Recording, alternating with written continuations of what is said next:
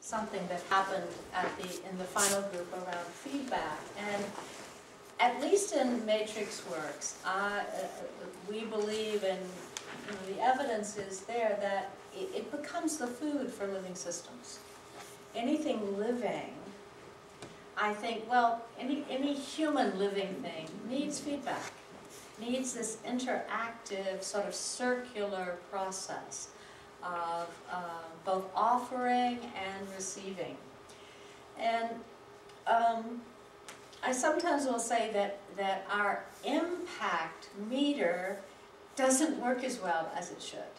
And by that I mean that we don't know how we affect other people. And we make up stories about it. I've heard that a lot. Like Sam, you were saying, I make up all these stories.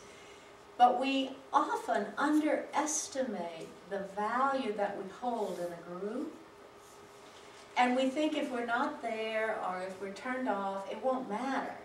We just don't have a good judge of that. And so for me, the building a high feedback environment, making it okay to say, would you give me some feedback? Or how are you doing with me? Or is something going on? I mean, however you phrase it, but to make it okay and know that it's food that we all need, I think shifts everything in a group.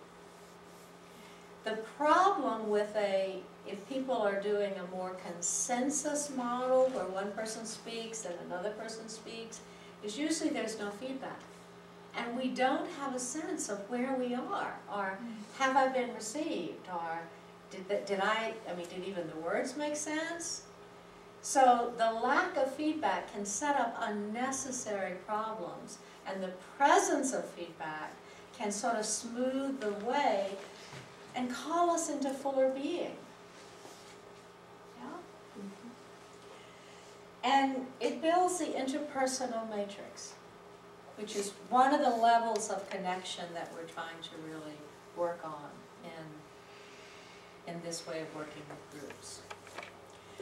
So I would say as you lead groups on your own, pay attention to how you cultivate a norm for feedback. And two of the exercises that we use